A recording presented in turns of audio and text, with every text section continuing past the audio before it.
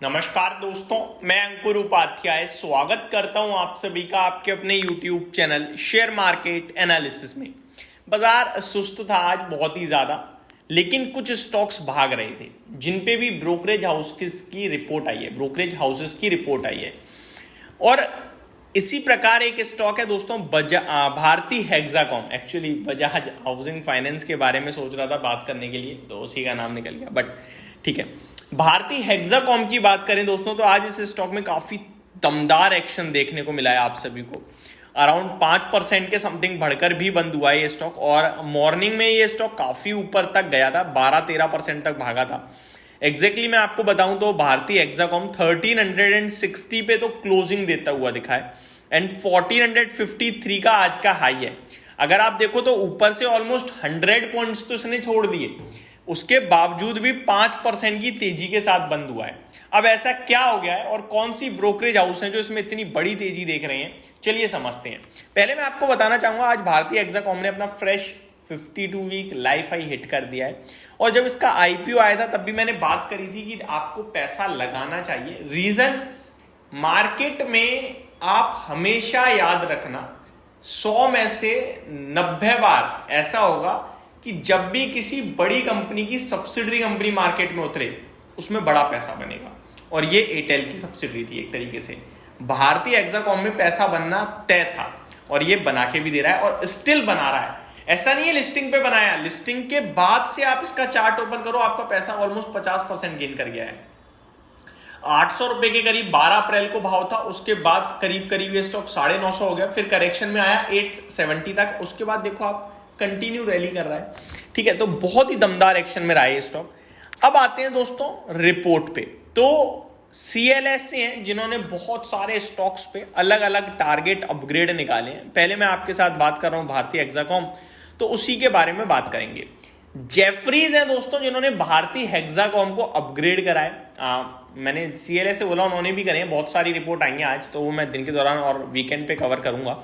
Jefferies ने भारतीय Hexacom को अपग्रेड करा है, टारगेट प्राइस हाइक किया है, रेज किया है, और दोस्तों टारगेट बढ़ाकर सीधे 1600 रुपए कर दिया है। पहले ये 1260 रुपए का टारगेट दे रहे थे, जो कि डन कर दिया कंपनी ने, और आज उन्होंने 1600 रुपए के टारगेट के लिए इसमें रिपोर्ट निकाली है, जहां पे जेफरीज कहते हुए दिखे हैं, Jefferies has upgraded the stock to a buy rating from an earlier hold. पहले होल्ड की रेटिंग थी, 1260 का टारगेट था, अभी बाय की रेटिंग है। तो ये बहुत मेजर डिफरेंस है कि रेटिंग में बदलाव है, टारगेट प्राइस ऊपर खींचा है, इसी की वजह से स्टॉक में एक्शन आया। हालांकि रेटिंग की वजह से स्टॉक अगर भाग गया वो एक गलत होता है, लेकिन इससे क्या होता है, बहुत सारे इन्वेस्टर्स हैं जो जेफरीज को फॉलो करते होंगे, उन सबका बाइंग आ जाएगा अब इसमें 1600 रुपए के लक्ष्य के लिए। अब ऐसा क्यों कह रहे हैं ये?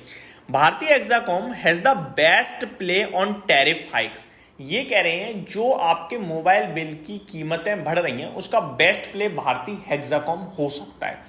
अब ये कह रहे हैं Jio's rising focus on growth and Vodafone Idea's market share losses में need multiple tariff hikes over the next few years. अगले कुछ सालों में बहुत सारे टैरिफ हाइक आ सकते हैं, यानी कि आपके हमारे मोबाइल रिचार्ज और महंगे हो सकते हैं, और इसका सबसे बड़ा बेनिफिशियरी भारतीय हेक्साकॉम हो सकता है।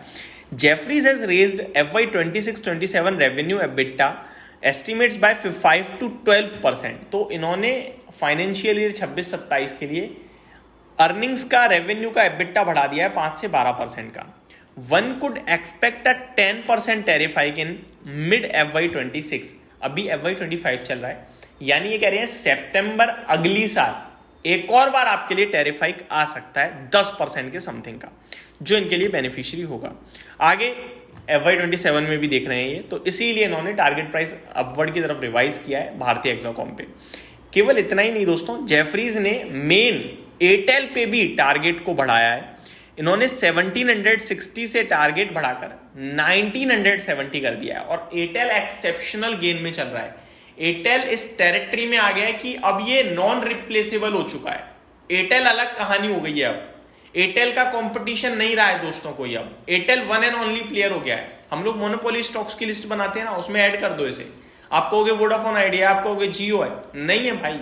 आप केवल मोबाइल तक सीमित नहीं रह सकते ना, जियो से कंपेयर करोगे तो मोबाइल तक आ गए, कौन आएगा इनके वाईफाई को कंपेयर करने? फिर आप दूसरी कंपनी लेके आओगे, ले आओ, वाईफाई मिलेगा ही नहीं एयरटेल के सामने किसी का। किसी जगह कोई लोकल प्लेयर चल रहा है, किसी जगह कोई लोकल प्लेयर चल रहा है, बट अक्रॉस इंडिया कंट्री की बात करें तो Airtel is only the player. केवल जियो है बट दूर दूर तक उसका कंपटीशन नहीं है एयरटेल के वाईफाई से। मानते हो नहीं मानते हो? डीटीएच में किसको खड़ा करोगे आप? अब डीटीएच के लिए किसी और कंपनी से कंपेयर करोगे? नहीं कर सकते आप। तो एयरटेल नेक्स्ट लेवल चली गई है कंपनी दोस्तों। मैं बार बार आपसे कह रहा हूं, इसके मार्केट कैप पे नजर रखिए आप। 10 लाख करोड़ का मार्केट कैप एयरटेल का हो गया आई थिंक। आज मैं चेक करता हूं, नहीं आज तो गिरा है, तो आज तो नहीं हुआ होगा, क्योंकि 2 दिन पहले जब मैंने बात करी थी, जी हाँ, अभी भी 9,78,000 करोड़ का है। तो almost near to 10 lakh crore market cap है। ये कंपनी आंखों के सामने 3 लाख करोड़ से 10 लाख करोड़ होती हुई दिख रही है। 400 रुपए वाला ऑलमोस्ट 1600 हो रहा है, तो ये 400 वाला 1600, 2.5 लाख से 10 लाख हो रही है, समझ रहे हो? 4 गुना। और ये 2,000 रुपए का लक्ष्य दे रहे हैं, यहां से भी आपका 2.5 लाख करोड़ का मार्केट है। मतलब ये बहुत तेज भाग रही है एयरटेल भाई साहब, इसको पकड़ना मुश्किल हो रहा है। तो ये आपके लिए दोनों स्टॉक्स पे अपडेट थी। होप आपको सारी चीजें समझ में आएंगी। Thank you so much for watching this video. Have a great day guys.